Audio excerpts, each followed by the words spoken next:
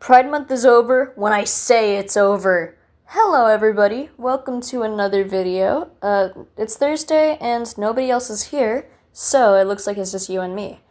That means you can't escape unless you leave the video, but please don't do that. Please stick around. I want to tell you about something really cool that I'm sure if you watch my channel, you'll like.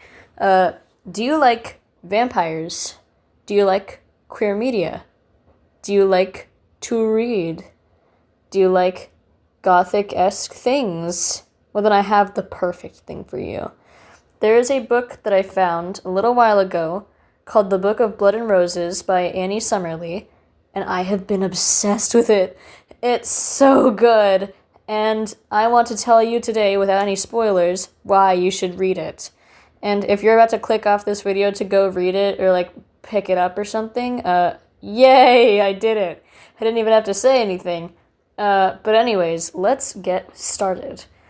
So, first I want to talk about the concept, which is vampire hunter goes to school, that is for humans and vampires, falls in love with a vampire, and, it starts off, not instant fall in love, but, she's not even there simply because she wants to be there. She's there to look for the titular Book of Blood and Roses, which contains the secrets to, vampires, as well as, how the whole thing has come together. There's a lot of things going on with this world where the days of Dracula are long over. Humans and vampires live in peace, and they have several treaties that were put together in order for them to live peacefully, and any vampire who breaks this treaty is put in jail immediately. And also, vampire hunters are not protected by these treaties because they are not really considered a normal person, because they are directly trying to go against these treaties. It's there are police officers in this universe for a reason, and vampire hunters are kind of doing it not to protect anybody, but more so just out of a prejudice against vampires. And our main character, Rebecca, who I'll just call Cassie because we find out, she comes up with the identity, pretty much when the book begins. It's she has to go by the name Cassie in order to infiltrate the school and find the Book of Blood and Roses. She is prejudiced because vampires killed her family, and there's one particular one who kind of ruined her life. And she kind of forgot about the one vampire, and I appreciate how they do that, where it's one person, one vampire ruined her life, and she decides to blame it on all the vampires. It was directly the fault of someone, of people in power. It was not the fault of every single vampire. And she needs to learn that lesson throughout the book, and I appreciate that, where it's slowly her prejudice fades over time. Not just because she's learning, but also because she befriends and falls in love with a vampire. There's many other vampires as well that she befriends, and I'll talk about them in a minute. But I think the concept is executed perfectly. It's very unique. I haven't really seen anything like this before. Not to mention that it's an enemies to lovers, which you could probably pick that up. And they do it in the way where it's not bully ex-victim. It's more just listen, you don't like me, I don't like you. I'll get out of your hair once I find the book that I'm looking for. Except she doesn't really tell everything to the vampire girlfriend right away.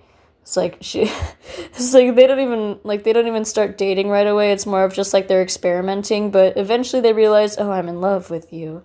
And, sappy romance, they get together, blah, blah, blah, blah. I'm a sucker for lesbian vampires. I'm not funny. Anyways, about those characters that I mentioned. So, I'm a huge fan of the characters in this book. I cannot stop thinking about them, and something I need to point out is that the Book of Blood and Roses is the first in the Callisto Chronicles. None of the other books have come out yet because this book was just released in January 2026, and I cannot wait for more. I need more to come out because they're so, these side characters are so intriguing. Three of my favorites are Ife, who is one of the first ones we meet. She's a vampire dating a human, And she doesn't have a whole lot going on with her. She's kind of just there to be the casual friend. She's normal. She's like not really in the background. I think that would be more of like her boyfriend, who I totally forget the name of because I never really cared about him. It's like he's just there. But Ife is like more of the cooler one who kind of talks about her past and is like showing a more like natural kind of casual side to vampires. It's like not all of them are super dark and depressing. Some of them are chill and laid back and like to have fun, just like Ife. And I appreciate that part of her character. And then I think my personal favorite, who's not Cassie or Liz, Julia. I need a book on her. I have no idea how the rest of the Callisto Chronicles are going to be framed or whatever, but I would kill for a book all about Julia. I would do things to see a book all about Julia. She is the most interesting one. She's soft, she's sweet, she's pale as a sheet. She's blonde and she's quiet and she's a painter. But the thing about her is that she keeps on painting the pasts, like the bad memories of people around her, without really even noticing. So that slowly becomes a plot point, and she accidentally helps with, part of the mystery, where it's like she accidentally gives away some of the answers without even realizing it, and I think that would be really cool for her to get her own spin-off. Either that or one of the sequels is focused entirely on her. Please, Annie Summerlee, if you're watching this, which I heavily doubt it, more Julia. I want to see her. I like her a lot. I made fan art for the book, and of course my first real photo was like how I imagined her before Lynn, that she was blonde. I'm a little bit of a silly goose. I should really check my facts first. Oopsie. But yeah, I like Julia. And of course, the final character I want to talk about is Elia. I like Elia a lot because she's so mysterious. You have no idea what her whole deal is. You kind of don't trust her at first, and like you never really know whether or not to trust her. She's so strange and really never lets on what she's doing. And like, we have no idea what she's after. We have no idea what she wants and like why she's interacting with Liz or Cassie. We don't know if she's on our side or not. She's strange, she's so mysterious, and I like her a lot. I also like how open she is, where it's like she doesn't mind dating vampires or humans. I like that about her. But yeah, I also like how Penny is portrayed. Like, the second character we ever meet is Penny. And again, just like Elia, we don't really know what's going on with her. I think Elia and Penny are kind of related, where it's like Penny, again, super mysterious. I kind of view her as like a Makima-esque character. Not to like out of nowhere reference Chainsaw Man. We're not talking about that, but I kind of view her similarly to Makima, where it's like you have no idea what she's in for. Like, why did she pick up Cassie? Why is she doing all of this? What reason does she have to be part of Callisto? What is her past? What is her reasoning? And I don't think we know yet. And that I'm dying to know more. Speaking of mystery and finding out more about the characters as well as the world, I appreciate how the mystery is done, where we don't know a whole lot about the Book of Blood and Roses, and we kind of find out more about it as we go on. And a lot of the scenes are actually dedicated to Cassie looking for the book, which leads to certain conflicts because she's searching all over the place, trying to get more information, trying to see what she can find. It's like, sort of like a detective sort of thing, where she's looking for this book in order to find out the secrets of not only the school she goes to, but also the secrets of the treaties, how they even came to be, as well as how to defeat vampires and make sure that they all die or whatever. Like trying to find out all those secrets and find out what's real or what's not. I appreciate that part of it. That's very good mystery, and I just could not wait for the next part of it as I kept on reading. I also just need to say, the romance feels so natural. At first, it's like, Liz is kind of like a playgirl who does whatever she wants. She'll, like, hit on any girl that she feels interested in at all. There's, like, a horde of girls kind of surrounding her whenever she walks anywhere. But and even Cassie is like, geez, you're just kind of playing with people. You don't have a specific girl that you're into, are you? And over the time, the thing is, Cassie hates vampires. Eliz doesn't really care that much about humans. She's into vampires. But slowly that changes as Eliz grows to be interested in Cassie. Not only because they were kind of paired together, and I don't really remember if Eliz was, paired with Cassie, because she has her own private room, but she's like, I want to go in a dorm with somebody. I want to, have a roommate. I don't really remember the reason. Guess I'll just have to read the book again. I'll be honest with you. I'm not the biggest fan of romance ever, especially if it's the main thing, because I've read some pretty poor romances. Yes, that includes lesbian romances. Some of them can be pretty poor. And I'll maybe get to one of the ones that I didn't like in the future. But for now, we're going to focus on one that I do like, because I'm a huge sucker for vampires. This is the most natural romance I've ever seen. Throughout the course of the story, they have to work together and overcome their prejudice, overcome their hatred, and overcome their rivalry in order to, find similar ground, in order to solve a problem that they both have, which I'm not going to tell you what it is. Go read the book and find out. But they kind of need each other in order to progress in their goals. And soon it turns into less of, I need you for my job, and more just, I need you. I love you, and I genuinely want to be with you. I appreciate the evolution of that. And even though they continue to work together, and there's definitely things that they need to overcome, the fact that Cassie is a human, and Eliz is kind of, obviously she's a vampire, and there are times when she kind of requires human blood, but she does a great job at resisting, and it's she's afraid of hurting Cassie. It's the thing that she fears the most is hurting Cassie. Once they actually start getting together and becoming a couple, good romance. I don't think I've seen too many that are it's kind of, when it's kind of put front and center along with many other things, as well as the general runtime and size of this beast. This book is pretty big. It's the biggest book that I have in my collection. I think that's all I have to say on the romance. Why don't we move on to the atmosphere? I don't think I have too much to say about this. It's a vampire book. Though I will say, generally, when I'm reading vampire books, I imagine big, gloomy castles.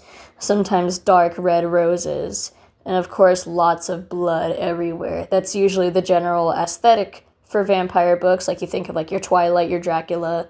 Usually it's black, white, and red. Even My Chemical Romance. Always with the super darkness and the super edginess. But the Book of Blood and Roses is more casual, kind of silly. I'd say not really Owl House mixed with Dracula, I guess. It's that's the closest analogy I can really find for it off the top of my head. But it's more pink roses, pinks and purples, than black and red. Though there is definitely black to be seen. Also a touch of gold, I'd say. It's there's a dash of humor in there to go with the dark, the darkness and the romance. I was about to say dark romance, but this is definitely not one of those. No, not at all. No, you do not have to fear. Yeah, it's they aren't afraid of getting silly and goofy in between all the mystery, and I appreciate how the dialogue feels really natural. It definitely feels when the characters talk to each other, it's never just it's not entirely pointless, but it feels casual, it's naturally interwoven in with the story. I guess one more thing I'll say is that there's never a moment where I'm bored while reading this. Never is there a moment where I'm gosh, I wish I was reading something else. Sometimes it was hard for me to put the book down. Usually there are, there's definitely books that I read and I get bored. It's that happens to me when I'm reading Warrior Cats. There are some books that it's I cannot stand this anymore. I just want to put it down and I want to stop reading. But this one, I fought I fought to stop reading. It was like, you have to go do something important. Or it's like, I have to go somewhere today. It's like, I don't want to. I want to keep reading this book. I want to keep on reading. It's like, I would, like, my daily quota or whatever is like 10 chapters a day when I start reading something. But I would be like, I'm sure one more chapter wouldn't hurt. But I had to pace it as well because I didn't want to finish it too fast. It's like, I want more all the time. This book is so good and I cannot wait for the next one. I'll say about the balance for the scenes is like, if Cassie is not doing a vampire hunt, she is investigating the school grounds looking for the Book of Blood and Roses. When she's not doing that, she's talking to either her friends or a Liz, and sometimes it's both at once. Sometimes she even takes classes, and sometimes she's doing research on vampires as well as kind of like experimenting with herself. There's never a moment where you're bored. Never. There's always something going on to keep you entertained and keep you on your toes. I think that's all I have to say for now. I'll close it here. Thank you so much for watching, and if you have read the Book of Blood and Roses, please let me know your thoughts. I need to talk to somebody about this who has read it. And if you haven't read the Book of Blood and Roses, what are you waiting for? Go do it. It's great. Go check it out. It's worth it. I promise you. Like, the cost is pretty high, at least in Canadian dollars, but it's definitely worth it. I do not regret it in the slightest. I would not even sell it.